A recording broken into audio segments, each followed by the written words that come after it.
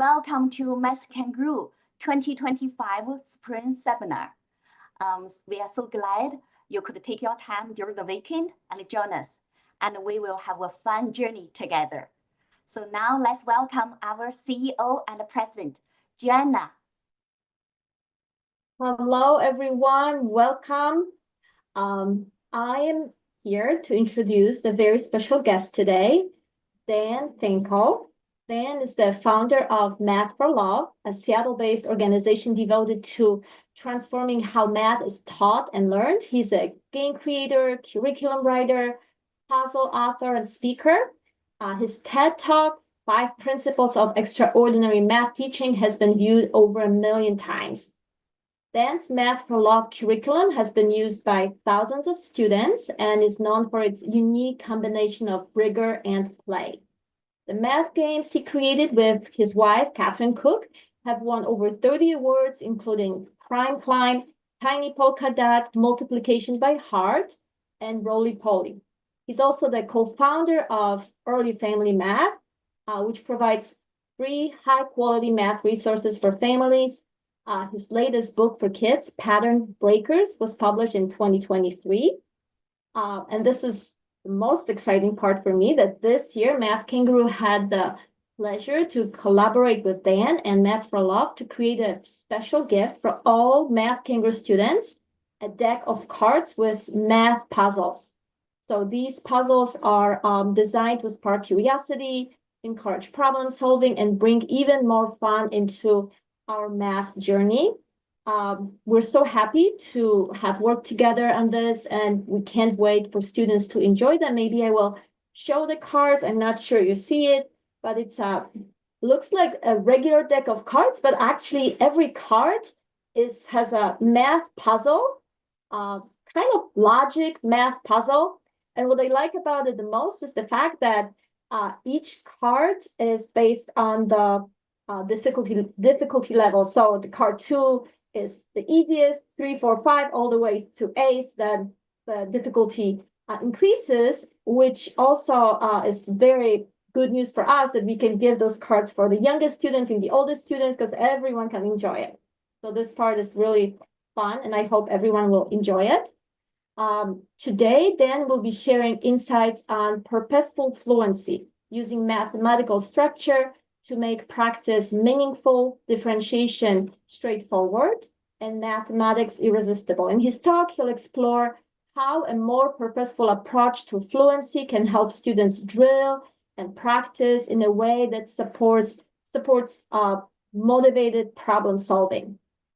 So Dan, thank you for joining us for this inspiring meeting, for inspiring young minds, and the floor is yours. Thank you so much, Joanna. Thanks for having me. I'm really excited to be here with everyone. Thanks, everyone, for joining in. I want to encourage anyone, by the way, throughout my talk, if you want to ever chime in with questions in the chat or in the Q&A section. You're seeing ideas that are being developed and refined, and you can really help to do that and help sharpen my own thinking about them by asking your questions and just giving me responses. Because right now I can't see any of you. You're all naturally muted, but that will be valuable for me. This topic of purposeful fluency, it's a phrase coined by my wife, Catherine, who's the co-founder at Math for Love. And it is something that I feel like has become more of an issue, I think, because there is a little bit of a rift or something happening in mathematics education that I hadn't really seen happen before. Because in the past, and when we started Math for Love, which was 15 years ago now, it felt like the way we had learned math was the way math was still being taught, which was there was so much practice, there was so little conceptual understanding in the teaching. And some of that has really changed. I think there's been more of an emphasis, and more teachers have picked up the baton of conceptual understanding being really vital. And that's becoming something that I think is more common. And something that I have been hearing from people is dropped sometimes is the practice part.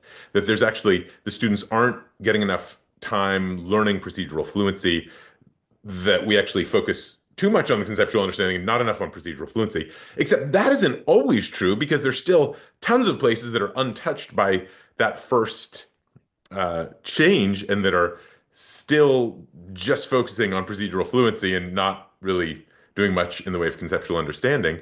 And what was always supposed to be the way it happened, I think, was that the two pieces, the conceptual and the procedural, are supposed to happen at once and be self-supportive. Um, so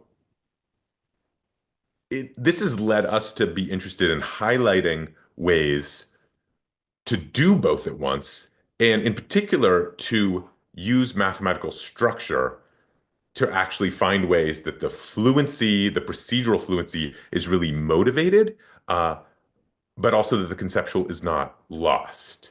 Um, yeah, and there's a question about, um, right, so this is exactly what I was saying, Marianne, your question of there's a lot of concrete and pictorial, but then students are struggling to come to automaticity. So hopefully I'll be speaking to this as we go. I'm going to jump in on my slides and uh, and hopefully there'll be some specific examples. Always what I want to have happen when from any talk I give is that there are things that you can take back into your teaching situation, into your classroom, into wherever you're working with students. Um, and on that topic, uh, if you feel like there are changes you need to make in some activity that I give, please feel free to make them. I'm never someone who is feels like you have to do it the exact way I did it. This is not some orthodoxy. You can make it your own, make the changes you need to make. And that goes for if I am giving you some kind of problem to try working on right now, you can even make an adjustment in it right here if you're just working on something. Don't feel like you have to do it exactly the way I do it. So, purposeful fluency. How do we use mathematical structure to make the practice meaningful, to help develop that automaticity, and also to create more natural opportunities for differentiation in the classroom, which I think for almost all teachers is one of the most challenging things that they have to deal with. It's just the range of students in the classroom. Uh, so, and there's a question of will the slides be shared? I am okay sharing these slides afterwards, so I'm happy to do that. So in general, I would say learning fluency revolves roughly three elements, and people could nitpick or decide they do these in different orders. But roughly, there's some conceptual understanding piece. You need to have a concrete and a pictorial understanding. You need to understand what the things mean. Um, there also is a practice and development of procedural fluency. We need to get to automaticity with the facts. We need to understand what algorithms we're using. And so it's both understanding how they work conceptually, but also being able to practice and just have it in your body a little bit. And then we want to be able to apply those things to do some kind of problem solving that could be in an applied situation. It could be in pure mathematical, but still interesting problem solving context. So this is roughly how learning fluency goes. And I would say traditionally this is done in most curricula in a fairly naive way. And so here's what I would say is kind of the naive version. First of all, there's some, by the way, just because I'm saying this naive, it's not necessarily bad. So there's going to be reasons that you will want to do it this way sometimes. So first of all, there's some kind of conceptual idea like, okay, adding means we're putting things together. So for young children, we'll be saying, okay, if we have 4 plus 3, maybe we can build that or we can visually create it. Here it is. Maybe we'll use a model like a 10 frame. We put the 4 and 3 in, we count out, we see that that's 7. And this gives us a structure to conceptually understand what addition is. I think that's basically fine. Once we have that conceptual visual idea in place, then typically there's like okay, now we practice and we do a bunch of these. And I'm getting kindergarten homework back from my son or stuff that he does in class, which looks something like this, or maybe they roll dice to get them. And then after this, maybe there's some kind of problem solving. Typically, what that looks like is like, okay, a story problem, maybe. Jakiva buys 6 oranges and 5 apples. How many pieces of fruit did she buy? I assume this is all this should feel familiar to all of us. I expect.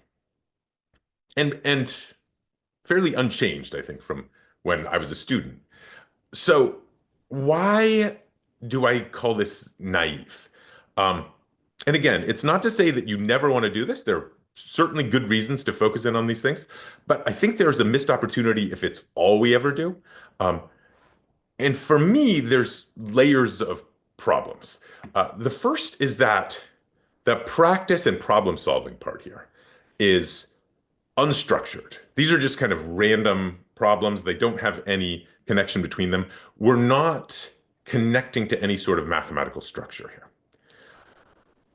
Related to that, it is quite unmotivated. So you get some amount of student buy-in if they feel like they want to be good at math, they are good at math, and this is what it means to be good at math, or they're just interested in succeeding in school, whatever. There's going to be some kids who just do this and they're motivated and they do a fine job. But there's a lot of kids who will slowly start fading out. It's sort of like if we want kids to get good at soccer and we know that part of that is to have them do soccer drills, we can't only have them do soccer drills. Someday we have to let them play soccer also.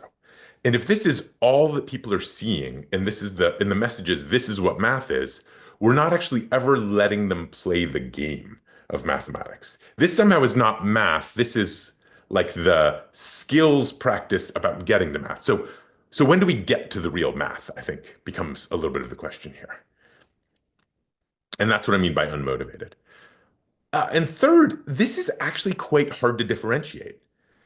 And if you have a classroom of students, especially as they get older and older and the breadth of skills starts to spread out more and more, we really get into trouble with this because there's some students who it's fine, but some students will feel like this is stultifyingly easy and they just breeze through it and they say, what do I do next? I'm done. What now? And then there's other students who are not quite ready for it, and then they're stuck and they need your help. So you basically have created a situation where there are two groups of students, those who are a little bit ahead and a little bit behind, and they need your help. And the only students who are really focused in are the ones who are kind of in this narrow band where this is just right for them.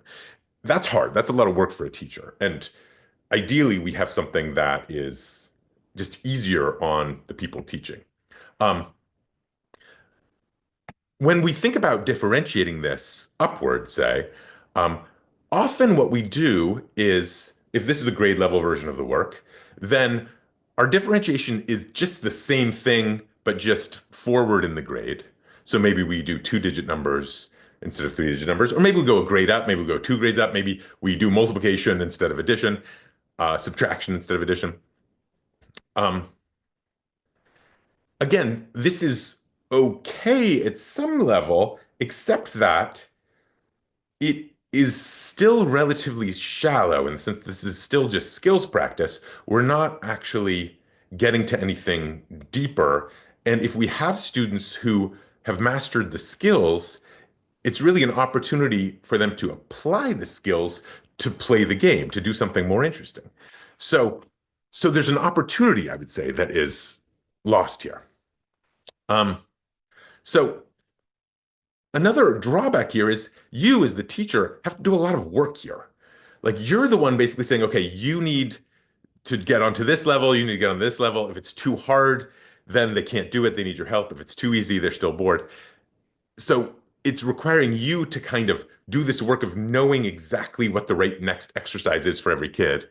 And there's some latitude, but it's still that can be quite exhausting as a teacher.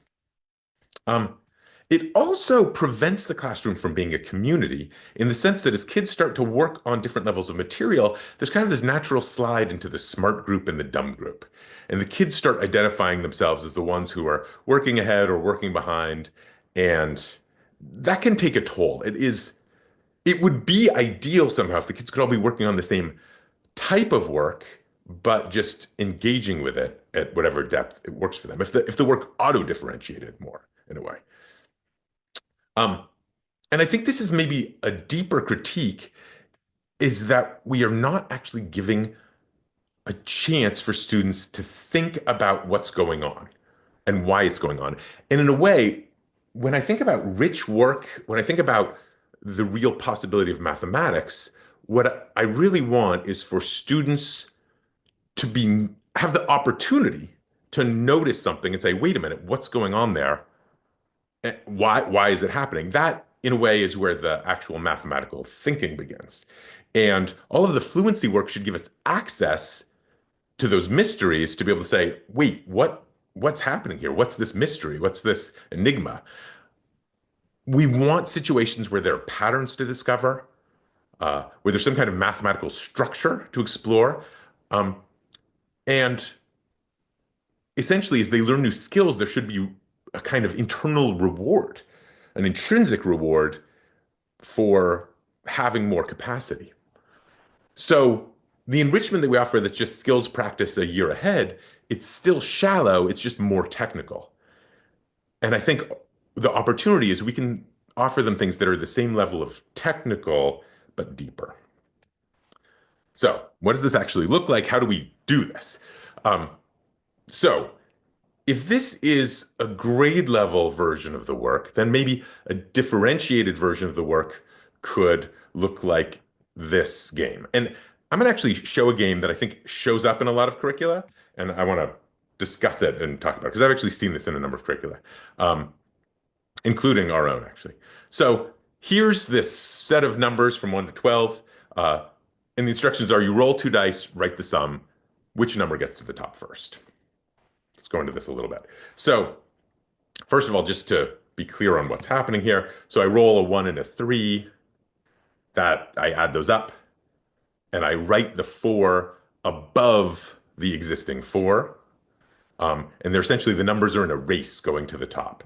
I roll a 1 and a 5. I write a 6.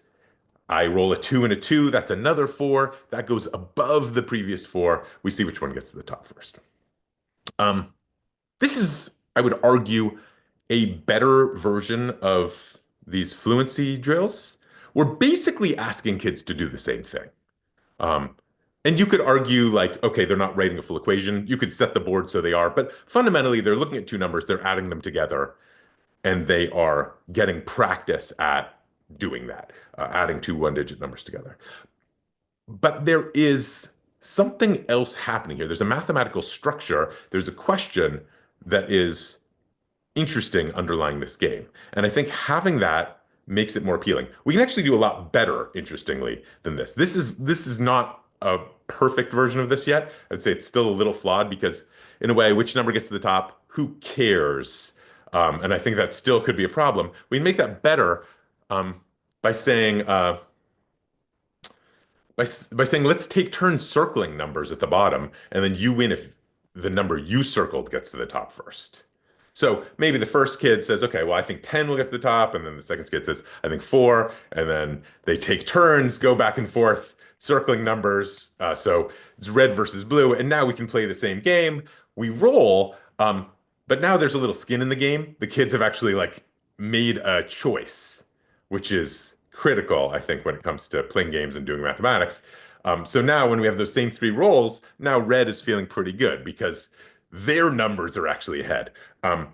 So this is a game, but it's much better actually because there are meaningful choices for students to make. And as soon as you're making choices, now you're really interested. This is your number that's going to get to the top or not.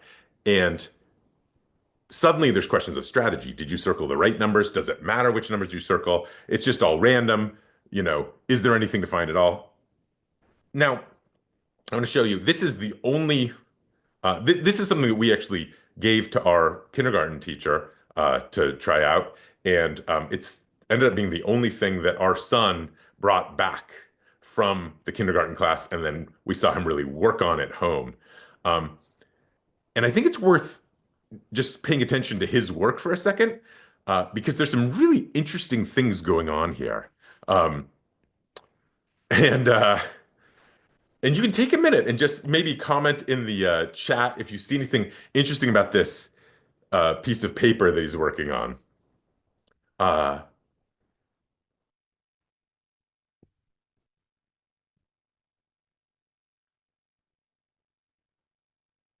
so first of all, something that I think you wouldn't know is that, yeah, and he is practicing writing digits, which is a nice thing about this one also. Um,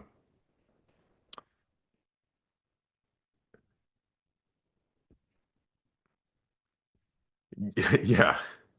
Um, so, Marianne, I'm going to address your question first because you couldn't know this unless you had talked to him like I did. There's dots next to his name above the 12.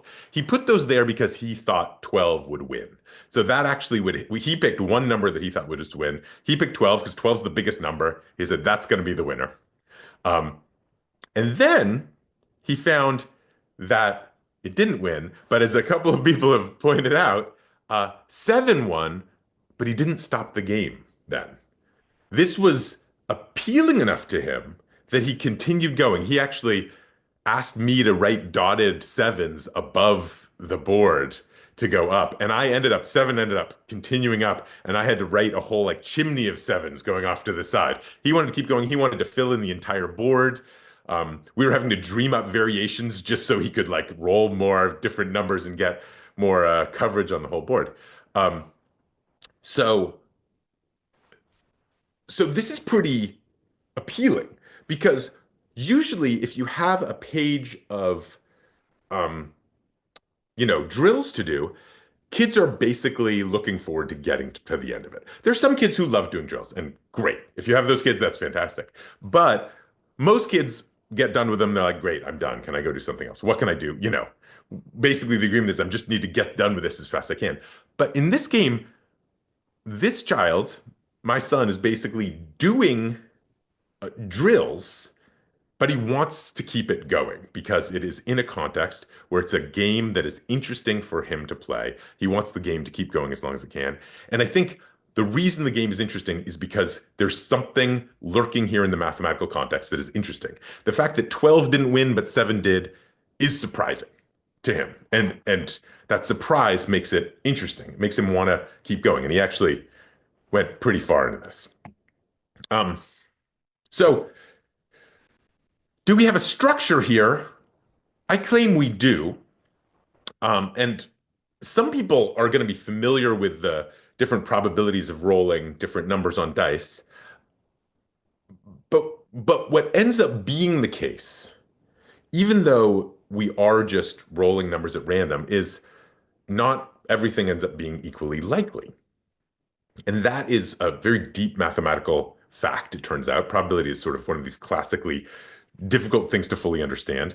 Um, but the fact that that is lurking in the background of this means that it is motivated, I think. Um, and I will also claim that we can easily differentiate this in the first place because some kids will not notice that there's any structure at all. And for them, they are just playing the game, they are just getting the automaticity practice. But because there is a question to say, what's going on here? I'm surprised by something that happened. Why is it happening? That becomes something that is motivating. And essentially, it allows kids to start thinking more deeply about mathematics without needing more technical knowledge, at least not yet. Um, And as the teacher, you don't actually need to answer the deeper mystery necessarily. You can use that as a driving force. Like you can just say, I only need you to know your 1-digit addition facts. And yet, something definitely is going on here. There is something really interesting here, and maybe we're not ready to understand it. Now, if I want to go deeper here, and we're going to, as we do this, we're going to be jumping up in the grade level of challenge. And I wouldn't do this with kindergartners and first graders, but I could say, here's red and blue, and red circled 2, 3, 4, 10, 11, 12, and blue circled 5, 6, 7, 8, 9. These two have figured out that 1 is an impossible role in the game, which itself is something that young children takes them a minute to notice sometimes. Um, but we could say, who has the advantage in this game? Red or blue? Feel free to chime in the chat if you want to. But I will say there is there are two conflicting intuitions here. One is that red has 6 numbers and blue has 5 numbers. That seems like an advantage for red. But on the other hand, some people have already pointed out that these numbers in the like 7 somehow seems to win more, and somehow these numbers in the middle tend to come up more frequently. And again, maybe you've studied this, maybe you've thought about this before. But this is something for if a student has not thought about this, or an adult has not thought about this, it's actually hard to figure out how to relieve the tension between those two intuitions, which is very interesting, I think. And often students, I've asked students this before, and often they'll say, I feel like red is going to win, but I feel like blue is going to win, but the math tells me that red is going to win, but I don't really trust that intuition. And what's nice is you could run an experiment in a classroom actually doing this. And again, there's more chances to practice the one-digit addition facts, to practice our fluency. And now, if we actually say, okay, each table roll 30 times and let's actually see what happens, then we can collect the data. Suddenly, those kids are doing those exercises again. And what's more, they care if they've made a mistake, right? In fact, with all of this, they care if they've made a mistake, which is not the case when it comes to just doing practice on worksheets, right? Like if a kid makes a mistake and you're like, "Oh, did you get this one right?" And they're like, "Ugh, why? Like, why are you making me do more?" It's just like only a bummer. But in this case, you get it wrong. You're like, "Oh, I don't want to mess up the data." That actually matters now. Um, so. So we could do this. We could actually try this out. Also, older kids, and with younger kids, I would actually do it. With older kids, we could simulate it. This is a polypad through Mathagon allows you to just roll 100 dice, which is very nice. So I actually just like did a randomized version of 100 dice being rolled. Um, and it actually will also tally them all for you, which is nice. Again, do you want to practice all the adding and things? Once you're having a computer doing it all, you're not practicing the fluency part, but you can get into it. In this case, with these 100 rolls, 8 was the one that won this game. It kind of happened the most often. There it is.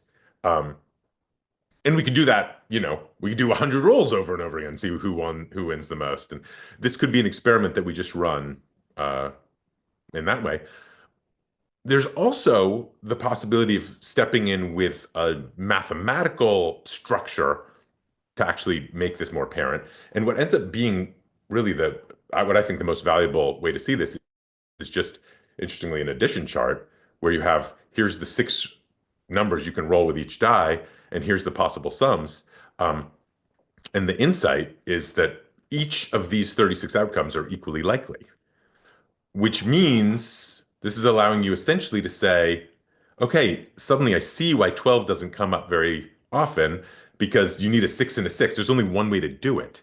But 7, you can get a 6 and a 1, or a 5 and a 2, or a 4 and a 3, or a 3 and a 4, or a 2 and a 5, or a 1 and a 6. And so there's 6 ways to get a 7. It's 6 times more likely than rolling a 12. So that's very powerful, much deeper now. This is a much higher uh, level of mathematics going on. And yet, this is the underlying structure that is, I think, at play that makes this engaging even for young kids. And now, if I want to say, okay, so who wins between blue and red? Blue wins with 5, 6, 7, 8, 9. Well, those are all the ways to roll a 5, 6, 7, 8, 9. If you add those up, there's actually 24 ways to win out of the 36. So who has the advantage, red or blue? Well, it turns out blue has 24 ways to win. Red has the remaining 12 ways to win. So blue will actually win this game twice as often as red does. So yeah, and then we can like play around with it. Like, okay, what if we switch a few and then who has the advantage? And you know, feel free to play around with that if you want to. Um, So this is by way of example, I think, an attempt at putting the fluency practice, the automaticity practice into a context where without it becoming more technical, it is more engaging, more motivated, and there is depth that allows it to differentiate. So what are our advantages to do it this way? Well, every student can participate once they have that basic skill of being able to add up two numbers on a die or even count the dots on the dice. So this is a low floor task. The kids can actually begin doing it. And as somebody pointed out, it's actually even getting them to practice their handwriting, which is something a lot of kindergartners need to do. It is in some capacity auto-differentiating in that everyone is doing the automaticity, but the moment you make a choice in a game, the question is almost immediate, which is, could I have made a better choice? And I will tell you, my son, when he chose 12 in the first game, the second time he played, he chose 7 because he saw that 7 won. He was making that connection, even if he wasn't ready to think about, any of the probability and all the other stuff I just showed you.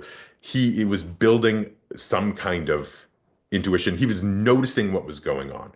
And there is the potential for that when we have a structure at play.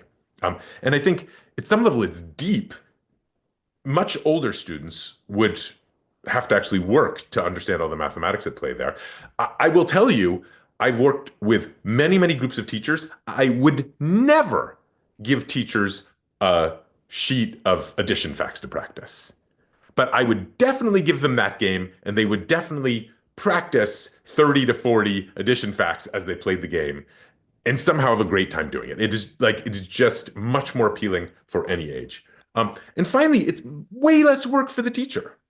Like you have a game that students are essentially motivated to play or interested in playing and does a much better job of keeping them all engaged. So that's a huge win from just a classroom structure perspective. It's just, I don't know, I just feel like teaching is such a hard job, and to be responsible for tailoring each student's, specific level perfectly is so challenging. What you really want is activities, games, resources that just help do that work on its own. Um, and on that, online with that, if you want to further differentiate this, it's really natural to do it. And actually, we're just leading a workshop with this, and a teacher said, "Oh, I've got a 3 dice version and a 4 dice version. So here's a 3 dice version of this game where it goes everywhere from 3 to 18."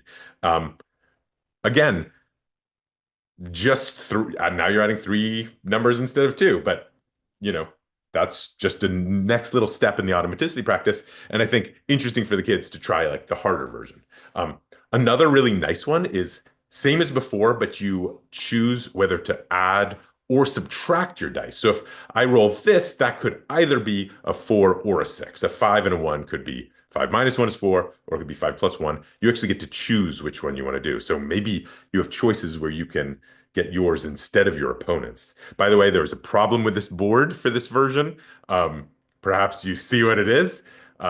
It should have a 0 on it as well, because if you roll doubles and you want to subtract, you need a 5 minus 5 is 0. I actually corrected that, not on the slide, but in a separate handout, which I'll send along. You can also do this as a multiplication game. And we were having conversations whether it would be nicer to just pick the products that you can get versus picking all the numbers and then notice that like, oh, hey, you're never going to get 17 because there's no way to multiply numbers together to get that. Again, there is structure at play here, which you will start to find and which students will start to find as they play the game, even if we don't teach it explicitly. It's there for depth.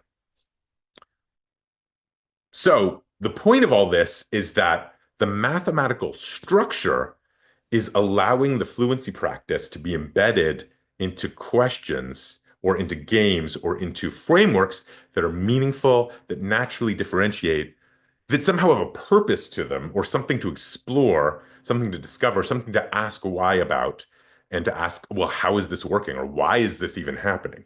And there's a huge possibility for us as teachers if we can find these things and use these types of games and activities and tasks with our students, that there's just an incredible capacity here.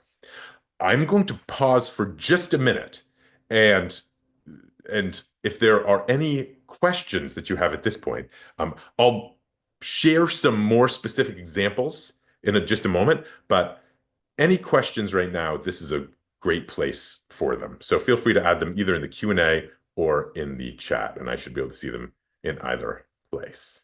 And I'm going to actually stop sharing on that note.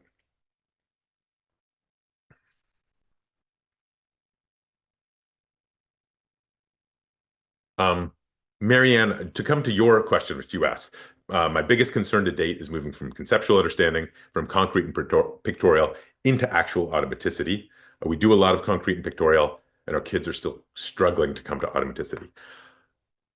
In a way, I hope that this is gesturing towards an answer to this, which is these types of activities, these types of games can start to provide practice with automaticity for the kids who need it, and frankly for everyone, but also in structures where there's something more to do or some deeper engagement. And yeah, so you need more than one of these. You need several of these games or tasks or these things around. And sometimes you just actually will have maybe even more basic automaticity practice. But hopefully this is gesturing in that direction. Questions, are there good books with puzzles or games? I'm going to share some of my resources in just a moment. And then Sumita, your question. I'm curious that you say it isn't necessary to explore the structure with the kids. I would want to do that. So this is a really interesting point. Sometimes you do want to do that.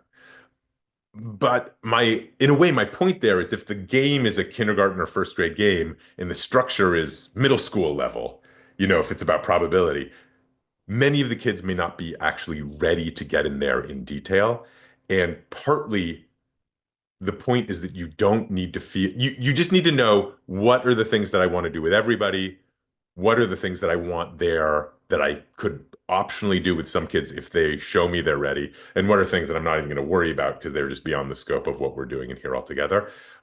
There's some activities I really like that, like there's a great activity called Diffie squares that I really love. It involves a lot of subtraction. It's a great subtraction practice activity. You can find it on my website.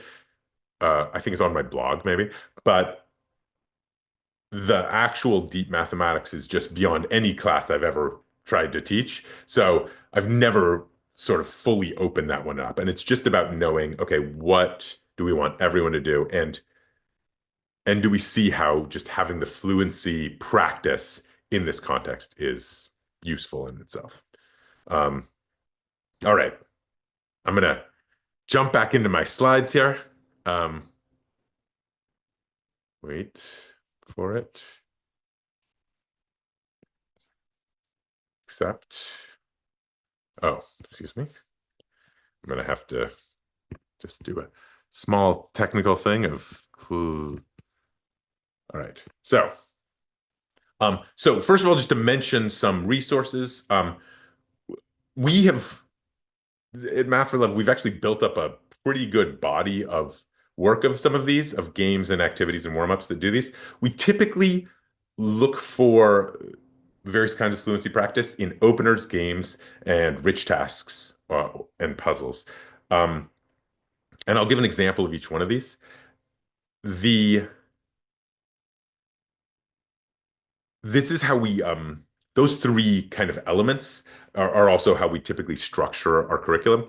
We have quite a comprehensive and large free lesson library at mathforlove.com/lessons. So feel free to use that. If you're interested in our supplemental curriculum, that's at mathforlove.com/curriculum. I will mention that there's a pretty good sample download that has like 60 pages in it. So feel free to check that out too, even if you're not interested in buying it. So let me share an opener, which I think is a really nice structure for these. This is called Broken Calculator. The setup is I found this calculator, but I noticed that some of the buttons are broken. So the 4 button's broken, the 1, the 2, the decimal point's broken. And I'm curious if I can make the number 24 without a 2-digit and a 4-digit. Seems like normally I just type in 24, but now I've got to do it in another way. And it turns out it is possible. And the prompt for students, and feel free to try this right now, is how many ways can you make 24? Working with a partner, say, in a minute or two. Like, how long can your list be? I'll give you a minute just to think about it. I will mention maybe 2 things. Here's an example would be like 3 times 8 is 24. That would be one way we could get to it. 3 times 8 equals 24. One way that looks good is 5 times 5 minus 1 is 24. Like I multiply, get close. But that one actually doesn't work. And it doesn't work because the 1 button is broken. So I can't subtract 1 if the 1 button is broken. So even though it sometimes seems like, okay, I'm close, it actually, that one doesn't work either. But I could fix that by saying 5 times 5 plus 8 minus 9. I have an 8 and a 9, and that would be 24, and I could do it like that. And I'll say to people, I need to get the chat up here, but if you would like to get the, um, if you would like to, I've lost my chat, but once I find it again, feel free to add any solutions you have in the chat so far. There we go. And yeah, really fun. So feel free to check this out. And as you uh and as you are looking at these and talking about them, there's actually a very fun thing that happens with these, which is you can kind of link them together. You're like, oh, 5 groups of 6 minus 6. So I'm basically simulating 4 groups of 6, but I'm just going to take 5 groups of 6 and then take one away, which is kind of cool. Or 6 times 9, 6 times 9 minus 30. They're going fast enough that I'm missing them. 54 minus 30. Yeah, that's really nice. 35 minus 9. Wait. Or 33 minus 9. Yeah. Cool. Or just adding 3 8 times. What do I have? I probably had some others in here. Oh, 7 plus 8 plus 9. Oh, yeah, 8.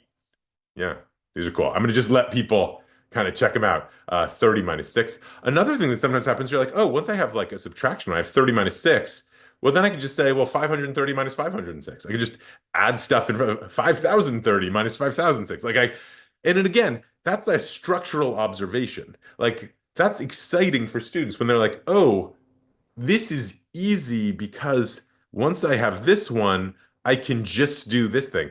Being able to, subtract 530 minus 506 or 5030 minus 5006 to be like, oh, I have a whole family of solutions here. That's actually a pretty deep structural observation.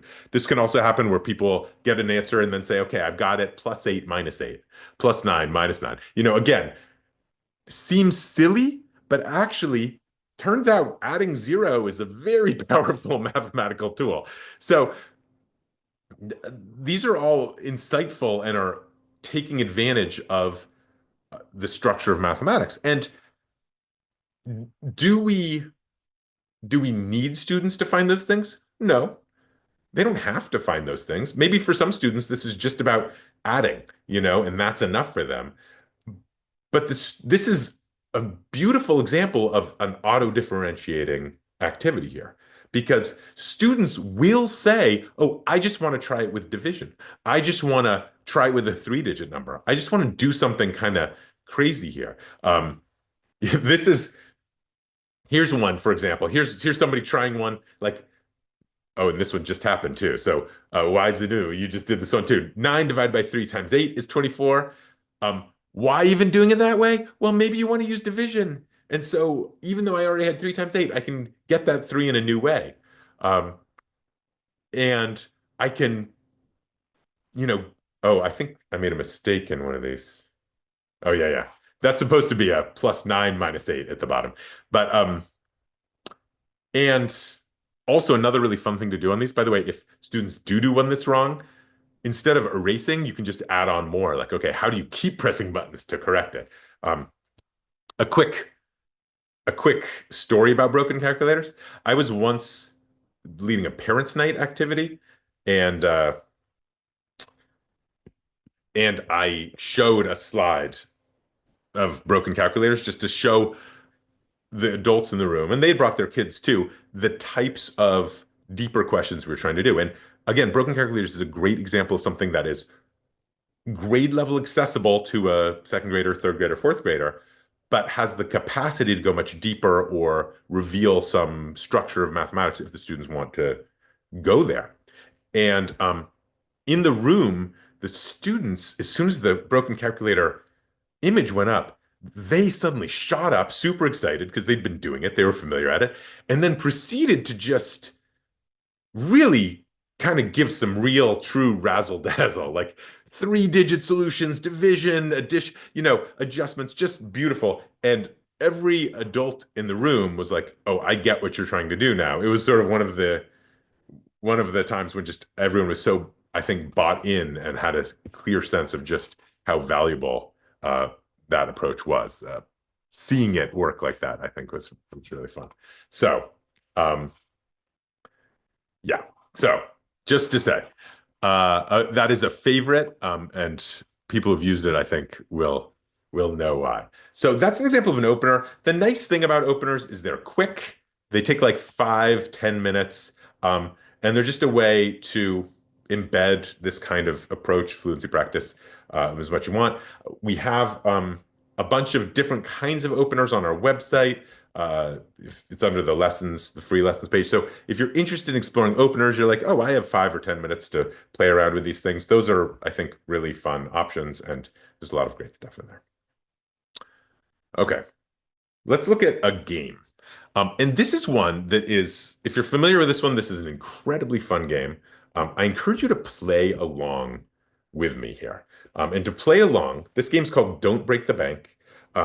You basically just need to make think of a tic-tac-toe board, basically. You're going to make a square made up of 9 squares like that on top. Oh, sorry. Yeah, the links on the screen are not accessible right now. I can. I'll just send out the entire lessons page uh, in the chat, but none of the links on the screen will be accessible until afterwards. Um, so draw that picture of a 9 squares arranged in a big square, and here's the way the game's going. I've preset this, but you could do this with dice. I could, yeah. Uh, we're gonna roll a die 9 times, and after each time, we will use the digit we rolled to fill in one of those 9 squares. By the time we're done, we'll have three-digit numbers. We'll add those all up, and whoever gets the largest answer that is 3 digits wins. So if you hit 1,000 or go over 1,000, you bust. You've gone too high, but you want to get as high as you can. So a 999 is perfect. That's it. So let me try. Let's see if my slides can capture this. Again, I encourage you to play along. You can write in the chat what you got when we're done here. So, okay, so the first roll in this game is a 1. I could put that in any of the 9 squares. Maybe I'll put it in this one here. Again, you can put yours wherever you want. You don't have to do the same thing as me. You are welcome to, but you don't have to. Second roll, another 1. I'll put that one here in the hundreds place of the second number. Again, you can put yours wherever you want. Third, another 1. These ones came out a little stilted. I'll put that in the ones place. And then a 6. Okay, so now some decisions. Where do you want that 6? Maybe I'll put it in the hundreds place. That's a little risky because if all the rest of the numbers are big, I might bust on the hundreds, but I'll give it a try anyway. And then a 5. I can't put that in the hundreds place. Maybe I'll put it in the tens place of the third number. Again, you can put it wherever you want. A 3. Maybe I'll put that there. Another 1. Maybe I'll put that one in the ones place. I just have 2 more rolls to go. A 5, I can't put that in the hundreds place. I'm gonna have to put that in the ones place. And now I have to get lucky here because if this number's too big, I'm gonna bust. It's a 1, so that goes there. I didn't bust, but now we add up our 3 digit numbers. I got 897 in my game. So that's decent. I wonder if anyone beat me. Oh, someone got 987. Yeah, very nice, Priya. That's like almost rearranging what I did. 915. Um, nice. Um, so this game, 933, everyone's beating me. That's nice. These numbers, I think we rolled enough ones that maybe not too many people. Oh no, good. We've got a bust. It's always good to have the bust happen just so we can see it does happen. I actually often, when I'm doing this with students for the first time, I'll often bust on purpose just to show them that that's okay if that happens. Um, this is a game that students will cheer for, will want to play over and over. You actually have to limit the number of times you play this game to like 2 or 3 because you want to stop playing while everyone's still having fun, so they're looking forward to playing it again next time. But when I first realized how valuable this game and this approach was, it was 2012. We were leading our first series of math teacher circles, and we had a third grade teacher who learned this game in our circle and then went back to her classroom and played it. And she said, I've just learned that some of my kids don't know how to add. It was March. These kids had been hiding out in her room, sort of somehow avoiding the work. She hadn't seen it. There hadn't been enough formative assessment, whatever. But when this game started being played, all the kids who didn't know how to add wanted to play the game. And they suddenly got up and started asking their neighbors how to do it. And then their neighbors started showing them. And what we have here is the motivation, like being able to play the game, being able to see what's happening. And again, this is a game. This isn't just, you know, roll these numbers and put them in the boxes like in the order they rolled and like add them up and see who gets the highest score, which is often a problem of curricular games. This is you get to choose where they go. So that means, did you make the right choice? Oh, you busted that time. Should you have played it differently? Oh, you only got 600 something. Are you being too cautious? What is the right kind of choices to make here? You know, there is somehow a structure here that is both compelling and interesting and makes for a really fun game. But also, this is just automaticity practice also. We're doing both things at once. So the automaticity practice, the adding the 3 digit numbers together is embedded in an interesting game. And this is actually a game that I found in a book of games. This one in particular was being played in like the 19th century in Irish pubs. So we actually know this is a game that is good enough that people are wanting, like a bunch of old drunk Irish guys are playing this game for fun. That's good. That's a good sign that is actually fun and not just something that people only do in the classroom. Um, so uh, I love this game. Um, our website, again, mathlive.com/lessons. There's a games tab there also. There's a bunch of other games there. Oh, I think, yeah, here's some other examples of games we like. Penny Nickel Dime is a variation on this one. Pig is a fabulous game if you never played that. So, along with openers, I think games are another one of those things that make this automaticity practice very appealing and natural and um, and just fun. And I think it's very likely to succeed in the classroom, especially when the games have meaningful choices to make. And that's really the key is as much as possible, we want the students to be making some kind of choice so they can then have the potential to ask, oh, what's going on here? Did I make the right choice? Could I have had a better strategy? And that's where the depth often happens. Um, Finally, I want to share an example of a rich task. And these can sometimes be a little bit harder to execute, but I actually think that there's a huge untapped potential here. I mean, the games are a very natural place for automaticity practice. I think there's a very natural possibility for a auto-differentiating automaticity practice here. And so I want to share this one, which is a favorite, but I have many favorites. This is called the math magic trick. And to do this, all of you need to pick a number, a whole number between 1 and 10, inclusive. So once you've got it, I'm going to start the trick. All right. So the first thing you're going to do is add 2 to your number. Once you've got that, multiply by 2. So double whatever you got, double your sum after you added 2. When you have that, subtract 2. Then divide by 2.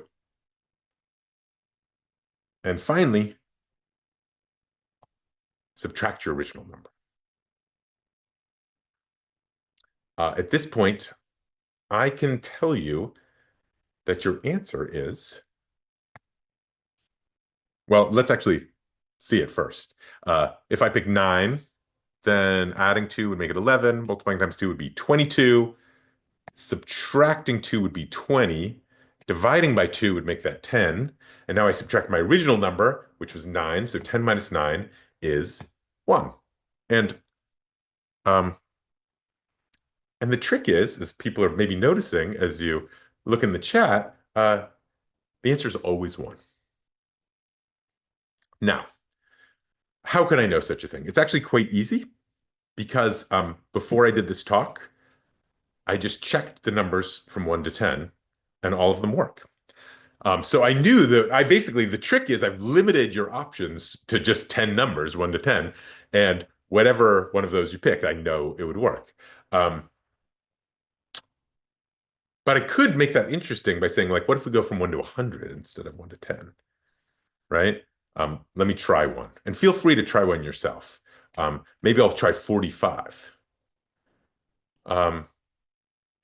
So if I add 2, I get 47. Multiply times 2, I get 94. Subtract 2, that's 92. Divide by 2 is 46, and then I subtract my original number. Well, 46 minus 45 is 1 again. Now that's kind of interesting. And at this point, it starts being appealing. Like, how strong is this trick?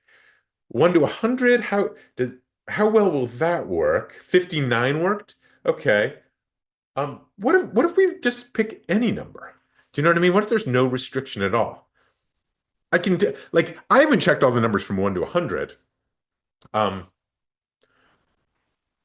And by the way, people who are coming in with algebra in the chat, let me mention that we're thinking of students who've not been thinking about algebra or have an algebraic way to approach this yet, which is most of our audience here.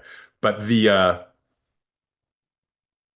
but there's something very compelling here because, again, we have 2 intuitions that are in tension with each other. One is that it seems like a surprising number of numbers have already worked, but on the other hand, students know that I couldn't have checked every single number. There's too many numbers, right? So let's try a big number, 4,122. I'm going to add 2, 4,124. Double that, that's 8,248.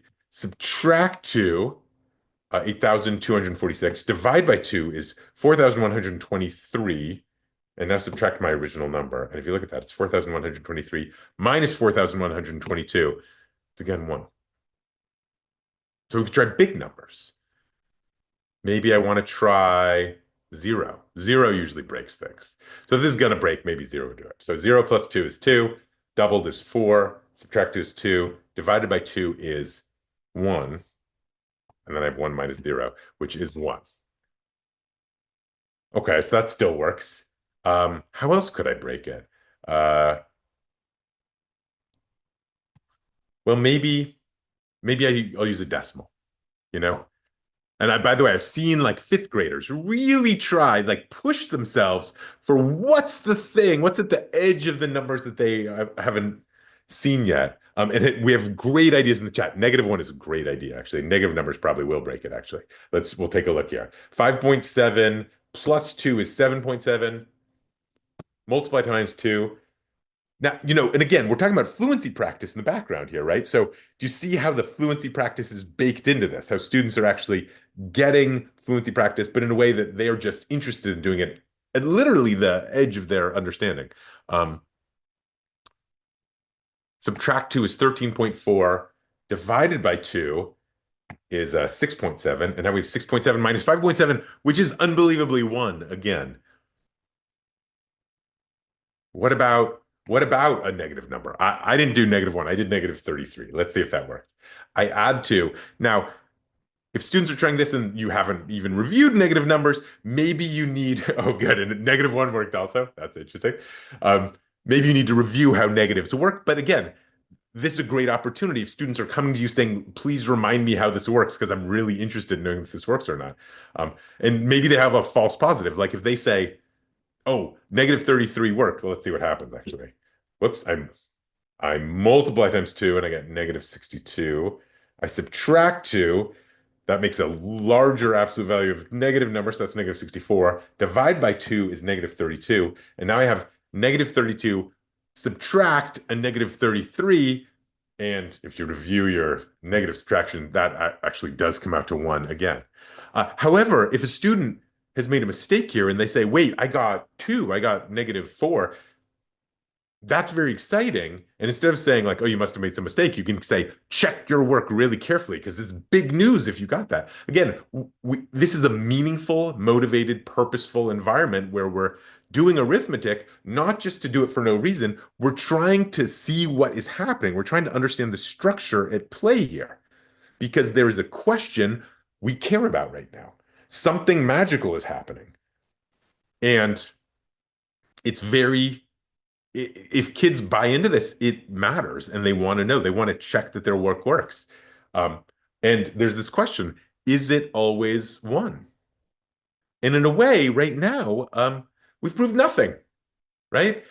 There's so many numbers out there that we could try. We haven't tried irrational numbers like pi. Like things get crazy. And to prove the trick does not always work, just takes a single counterexample. So we could basically set supercomputers working on this till the end of time, and the one thing that they haven't gotten to yet might be the one that breaks it, which is very true, I think, to the experience of doing mathematics. So what have we done here? In a way, we have offered up a real mystery. There's something deep and fascinating going on here. Students can think about it, and it can be something that actually really stays with them. Do they need to understand? Like, do they need to understand why this trick works? Depending on what grade they are, no. Like, if they're anywhere, you know, pre-algebra, whatever. If they're younger, the 8th grade or younger, no. But if they want to understand, if they want to explore, they have to practice a lot of arithmetic. They have to do it carefully. They have to make sure they don't make mistakes, and they have to keep practicing and developing more automaticity and doing more and more and more. That's how they explore this question. And it puts us in a situation that if we do want to offer more tools, if we want to help them explain this, then our students are actually motivated to learn.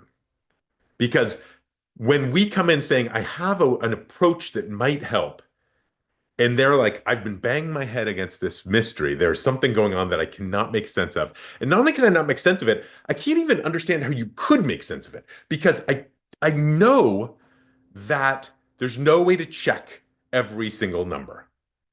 And it's just like when you think about the power required to do that, to understand literally an infinite number of options, it seems like there is no way to do that. It seems like no one could ever know such a thing.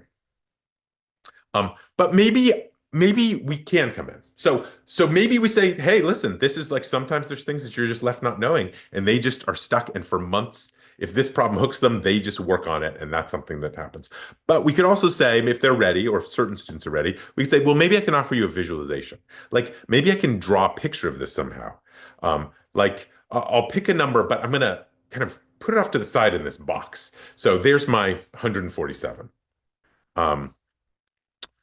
And when I add 2, I don't want to kind of mess with it. I want more of a pictorial way to understand this. So I'm going to do this by actually drawing 2 boxes on the side. That's kind of my way I'm going to draw a picture of this thing. There's my number. There's my adding 2. I don't want to get wrapped up in what it is. Now I want to multiply times 2. Well, if I want to multiply picture times 2, I can just double it. So that's kind of nice. I can see that that's going to be twice as much. Again, I don't want to get wrapped up into what is the 147 plus 147 plus the 2 plus 2. I just want to visualize it. Now I can subtract 2. That's fine. I can just take 2 dots away. And then I want to divide by 2. Now this is a little trickier because I basically have to have 2 equal groups, and I take one of them. But I do see how I can do that. I just move one of them over, and now I have 2 equal groups, and then I can just take one of them. So that's okay. And then I subtract my original number. There it goes, and I'm left with 1. So there's a tool. There's just kind of a new way to visualize it. And it's actually really nifty if you notice, because I didn't have to mess with the number itself, which is great. So I could pick a much harder number to work with. And I basically can do the exact same thing with my picture, and I don't have to like get into the arithmetic. And I know it's still 1, even though I didn't have to mess with that. In fact, there's a deeper observation here, which is, well, maybe you don't pick a number, actually. It's just a placeholder for whatever number I'm going to pick. And then I can still do all of the same visualizations. And it's all actually the same. And it's still 1. And so then, okay, well, does this convince you that the math magic trick always works? Well, some of you have noticed this is essentially a visual algebra we're building here. And this is something that 5th graders, 6th graders can do quite handily often. At the same time, you don't want to rush this, because this is a very deep idea somehow happening here. And maybe even some of you are like, what even happened there? Digest it. Don't feel like you have to be in any hurry here. But somehow drawing these pictures, I'm putting forward an argument that every number will work here, that what all of the supercomputers in the world working till the end of time couldn't do, I just was able to do by drawing a few squares and circles, which is somehow the beauty and power of mathematics, is that we have just this unbelievably powerful structure and way of thinking at our command once we learn it. So do I need my 5th graders and 6th graders to do this? Not necessarily. Maybe I'm happy with them just practicing adding, subtracting, multiplying, and dividing in a context where they're interested in putting decimals and fractions and negative numbers in. And that itself is great for me. And I'll just leave this as a mystery that never gets resolved. Or maybe I do want to share it, and they're hungry for the tool that ends up being a kind of foundational layer of algebraic thinking that will really serve them. There's a message in this about algebra, though, which is that, in the words of J. Willard Gibbs, the human mind has never invented a labor-saving device equal to algebra. The power of this is unbelievable. And that's what I want my students thinking about the math we learn, is not, oh, I have to do this thing, but I have become powerful in a way that has allowed me to have control over the infinite, which is somehow what the real dream, I think, of mathematics is. And then if they do go that far, again, for some students, this is just fluency practice, but for others, they were able to say, oh, I do know that this is true. Not only that, I can convince others of it. I can put together an argument for this. And then, because this trick, and there's variations of this trick, but I like this one because it has all 2s. And as soon as there is that kind of even structure in the trick itself, it lends itself to natural next questions. Like, what if all those 2s were 3s? Would the trick still work then? What if all those 2s were 4s or 10s or 30s? Or, could we put a negative number in for all of those numbers? What would happen then? Or what if we like messed with the order in some way? Like, what would happen? So accessibility wise, all you need to know to access this and to start thinking about it is, can you add 2, subtract 2, multiply 2, divide by 2? And I guess subtract your original number. But the question, once you're hooked on it, once you're engaged in what this trick is then both a reason to practice all of these things in a way where it matters, is motivated, is purposeful, and also includes a depth that can actually draw you in to how powerful algebraic thinking is, and also generalization, argument, counterexample, all these things. So that somehow I think is what we want, is not accelerating, not differentiating to stuff that's higher grade level but shallower, but actually accessible with the on grade level technical skills, but then has the potential for those deeper mysteries. I'll mention we have a bunch more tasks like this also at our lesson library. So there's the math magic trick on that list, but a bunch of other ones also. Yeah, so please do check those out. The lesson library is totally free. And our curriculum is also really features all of these openers, games, and rich tasks. And you can download sample curriculums of those, or check out, if you're interested in buying them or adopting them for your school, feel free to talk to me. It's not a full year curriculum, but a supplemental curriculum. So in a way, here's our thesis, is that we really have a lot of opportunities to embed fluency practice and automaticity practice in richer situations. And the way we do that is we find mathematical structure to explore that gives students the opportunity to ask, what is happening here? What's going on? Why is it happening? How could this even be happening? And ideally, we can do this with mathematics that is accessible on grade level, even below grade level from a technical point of view, but that auto differentiates and gives us a chance to achieve that kind of depth and essentially challenge students appropriately, whether they are above grade level or below grade level. And really, in a way, fundamentally, I hope to start to share what is so beautiful and moving and powerful about mathematics in the first place. So with that, I would like to pause and take more questions from all of you. And that was sort of when I was planning to stop anyway. So thank you all for joining me here. And I would love to take some questions from here.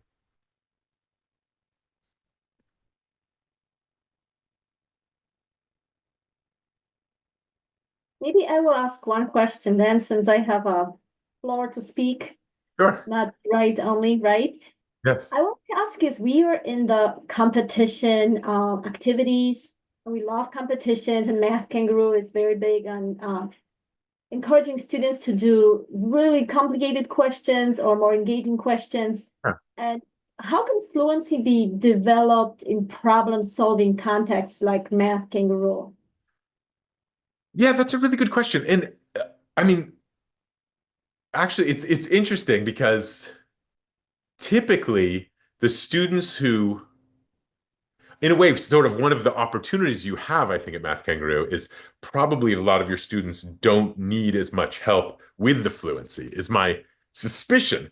Maybe that's not always true, but it's often the students who are going to be, who are going to find, the idea of doing a math competition appealing are often the ones who are maybe feel like they're already pretty good at math. But what that usually means is they're good at the sort of technical fluency side of it. That would be my assumption. And so then I think you have this very nice opportunity of saying, oh, here's a problem that has, it has something more to puzzle over, and is, is kind of interesting in this way. And you don't necessarily have to worry about, for example, like, the kids who are below grade level being able to access it, because probably most of your audience is already at or above grade level in term from the technical side. Does that feel accurate? Because it might, I mean, it's interesting. It might not be a problem that is the problem you have to worry about as much because you are in this wonderful position of here are really interesting problems for people who think you're good at math already, but maybe you're good at what is a kind of shallow technical skill. And now we get to say, ah, but there's more going on here. There's like something that requires you to look at something in a different way or think about something in more of a puzzly way. Uh, yeah, I'm not What sure. of your resources, Dan? Like you have a lot of resources, you have great books. I love your games. Do you think there's something specific that Math Kangaroo students would benefit the most? If you could choose one or two of everything you created, because you're a very creative person, you made so many different wonderful things.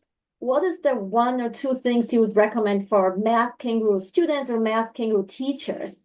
Yeah. Um, I think I think the easiest lift for the Math Kangaroo teachers to use with Math Kangaroo students would probably be those uh, games. I think that would be something that would be work really well and that everyone would like them, and there would be a way that would do the fluency practice in a very direct way, in a way that the kids would recognize, and I think they would have a lot of fun with, and that would be a really great entree into them all. And I think that the rich tasks would actually be something that maybe is a little bit harder to do, but actually those are the kind of problems. In a way, those are kind of the problems that end up being more and more reflective of like the higher level. Uh, what grade does Math Kangaroo go to? What's the highest grade you go to? So pretty much all grades K to 12. Yeah, yeah. So I would Yeah. say those rich problems are getting into kind of the upper side of those and the upper echelon and things that, um, yeah, I think the rich tasks would be something that the Math Kangaroo teachers and the students would really be served well by once they once they crack those open. I think that those things that you can't get right away and have to really like be persistent on and come at it different ways and break them down, I think that ends up translating into something very powerful that those students and teachers would have a lot of interest in. Yeah. Yeah, I think it's a great question. Um, Thank you. Yeah, and we have a lot of questions, so and I will leave yes. you to read and answer more. Um, yeah, so so Marianne, I'm gonna look at your second question from the Q&A first. How do we know when the students are ready to move from pictorial to fully abstract work? Um, yeah, this is an interesting point. Yeah, like, are we continuing at concrete and pictorial for too long?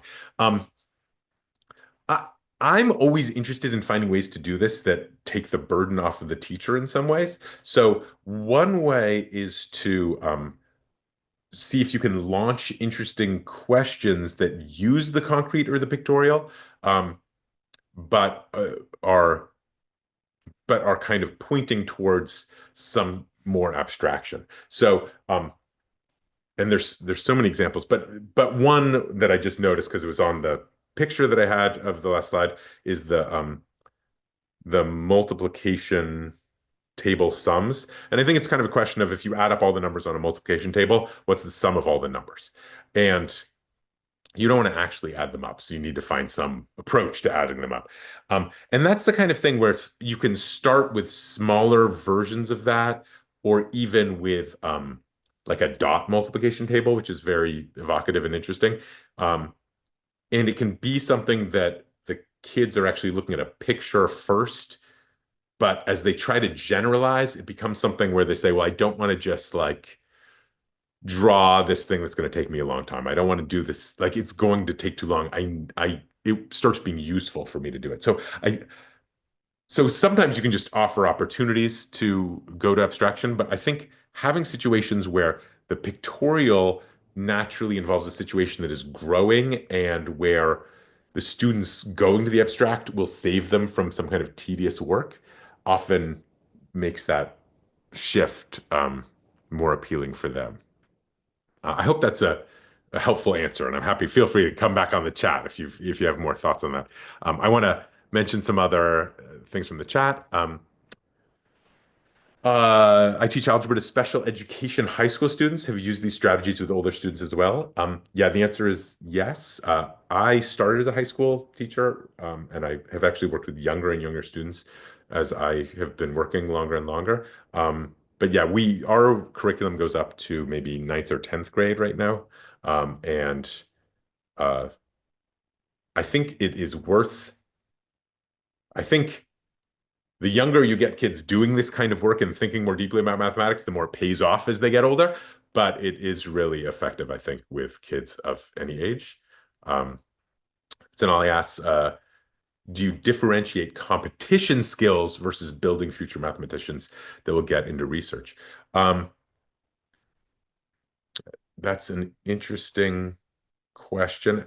I really like the competition questions that, I like being able to do those two things at the same time, mostly. So, and I think this is the nice thing about this collaboration that we've had with the card decks and with other things is that I think there's an interest in competition skills aren't exactly the same, but I think competitions that involve interesting thinking or problem solving is basically a very nice avenue into building future mathematicians.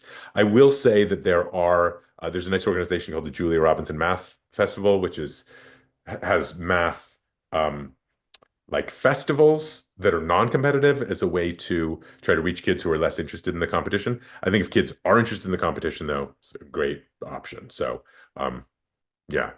Um, another question, does does having young children exposed to dice increase the chances that they'll love gambling as they grow older? You know, that's a really interesting question. There's been a history of people not wanting to use dice in the classroom for that reason. My experience is that one of the best ways to inoculate people against gambling is actually to have them understand dice, because once you realize that the casinos have rigged the games to win, it makes it much less appealing to play. So I don't know any research on this one or the other, but I once did run a math circle for second and third graders where we ended up getting into a lot of these probability questions. And I actually ended up asking them to come up with games that seemed like they were fair or seemed like even the other person would want to win, but actually that they had an advantage.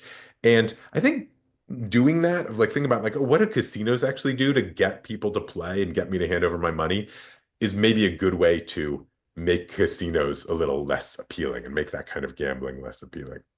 Um, uh, yeah, everyone who just says thank you to the presentation, I'm thank you for joining me. I really do hope this was useful, and please use anything that I've talked about and use it in whatever way works for you. I really appreciate all the feedback.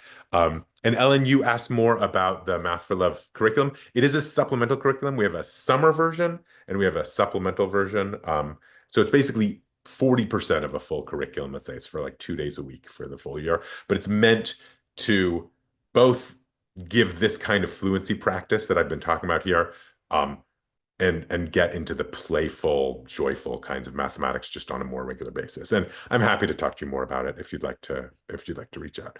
I think that is maybe all the questions. I again really appreciate all of you for coming and everyone at Math Kangaroo for making this such a wonderful experience and getting us all together and hosting.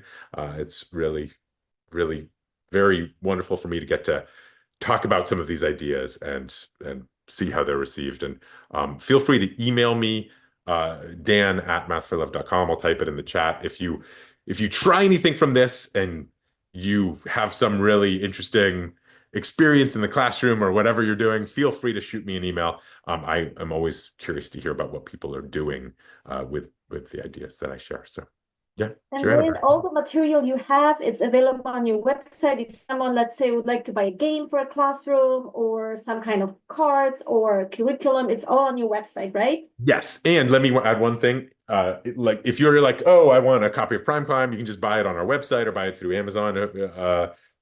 If you want to buy a lot of them, email me because we have bulk educational discounts. So email me in that way I can, yeah, if you're like, we need 50 for our school or district or something, yeah, talk to me. And but yeah, yeah. Thank you so much, Joanna, for mentioning.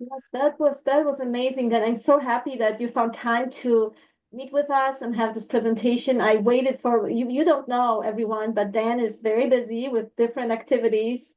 And we waited over a year to schedule this presentation. So I waited since the fall 2023. And Dan said, well, maybe spring 2025, I will find time for you. And here we are. And I'm so glad it happened, Dan. Me too. Me too. This is a blast. And yeah. So thank you, Joanna. And thanks to everybody who came. It's really a pleasure. Thank you so much, Dan.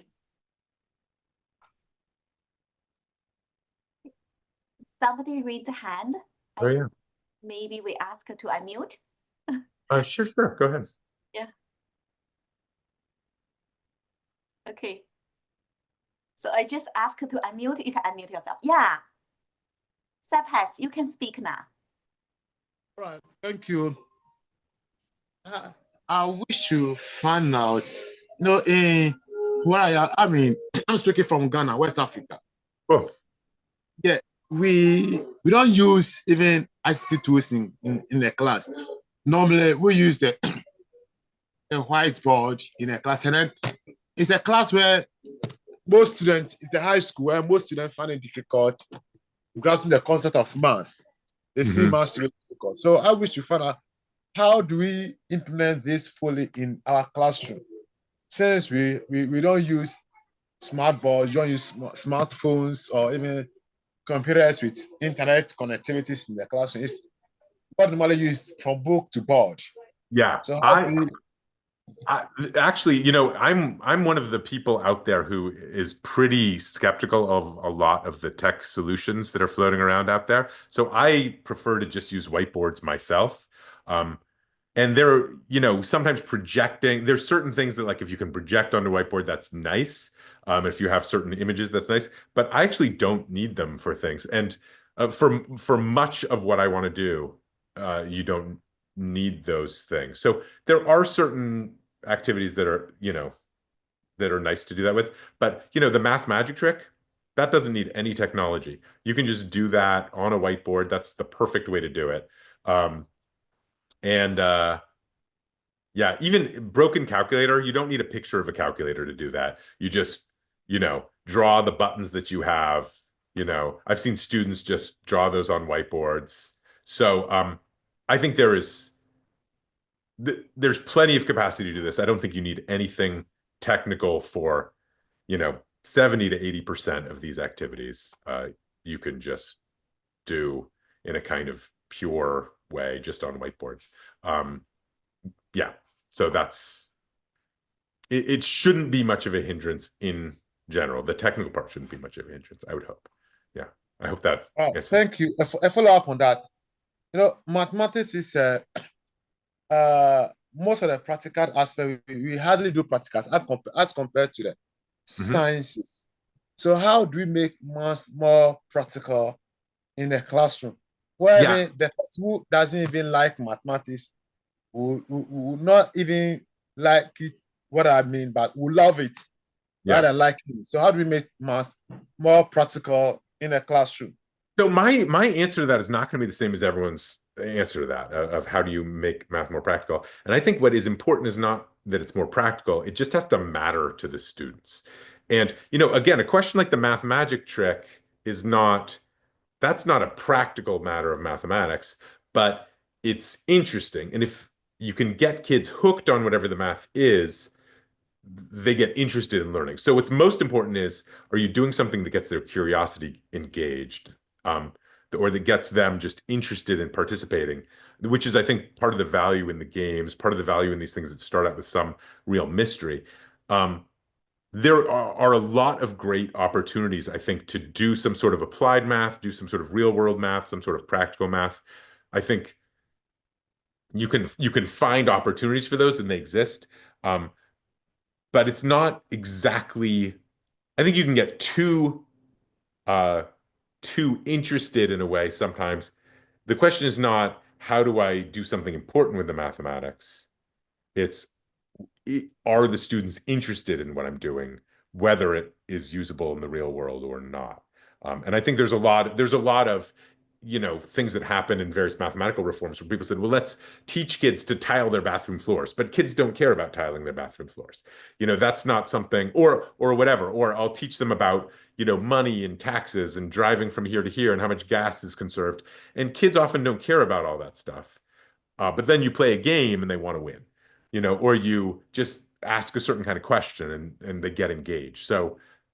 So real world is good if that's going to get your kids going, and practical is good if that's going to get your kids going. But it's not, it's just a means to an end. It's not the end. The real end is what is going to grab the kids. Yeah. Ravi Kiran? Hey, thanks, Dan. I really appreciate you spending time with us and then getting everybody aware about the knowledge you have done. Are you able to hear me? Okay. So I have two questions. One is, and it could be an elaborative answer. If this is not the right forum, I would like to see some research. But the question is around, and there are quite a few Kangaroo Math Center managers, teachers, enthusiasts in this conference. So from your research, have you find anything where you found out there are some misconceptions among teachers as well? Where the ways they are teaching kids, or there are some strategies which are not effective. If there is any research around that, it would be good to share with the folks, because everybody's learning at every stage. So it's good to know there are certain things which are not well and get away from those. That is one. Yep. And the another question is, so generally during coaching or teaching, because most of these competitive exams are like multiple choice questions. Yeah. So students are used to solve the question or sometimes go directly to the options to see which is the appropriate one. Sure. And while coaching, I have found generally students get into two categories. One is who are open-minded, able to solve, share their answers. Whereas some students try to be defensive, thinking that, hey, my answer may not be the correct one, so let's not share my answer, or I'll not solve the problem.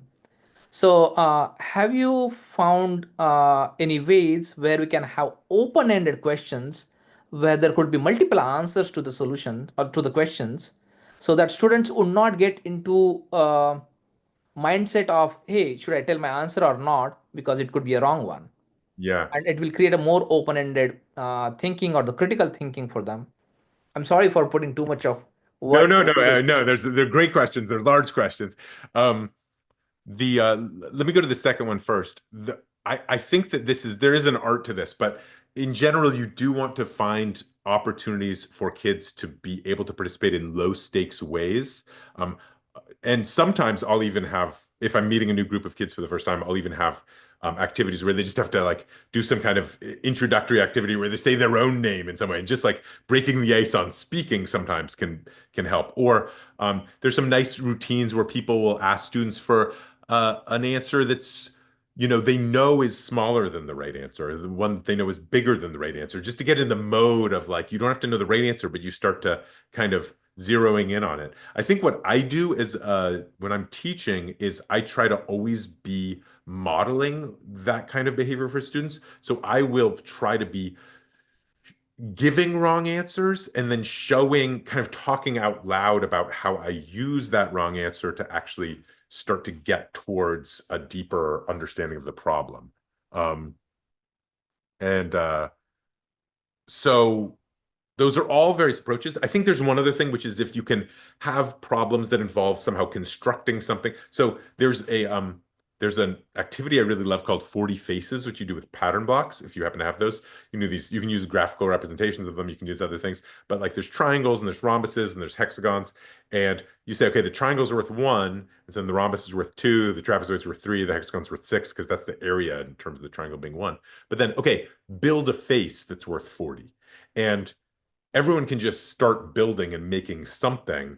And in a way, the math is like confirming that your solution is the correct value.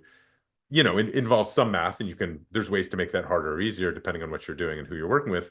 But it's very exciting, I think, for students to say, okay, here's my face, and no one else came up with the same face. This is something I created.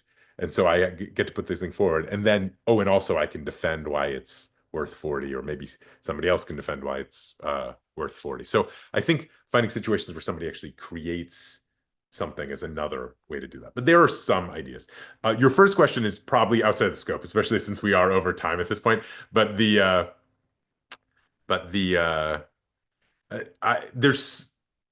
I think there is some research on this. It's definitely true that not all teachers are teaching in the most effective way, and I think there's a huge amount of possibility for that. I'm not up to date on all the best research on or all the current research on this, but I do think that fundamentally, when the more teachers can have experience with mathematics and the sort of beauty of the mathematical process themselves, that becomes the way that things start to it gives possibilities for their teaching to grow in ways that it's very hard to do otherwise.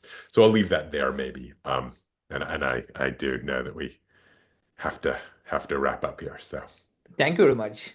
For sure. Yeah, thanks for coming. Okay. Thank you, Dan. Thank you, everyone, join us. So we also have many international guests today. So we have more than 10 countries, the attendees here. So I think this is a great session, very insightful, and thank you all for all your contribution. And we will send out the recording and the slides. Thank you, Dan. Thank you for sharing that to everyone.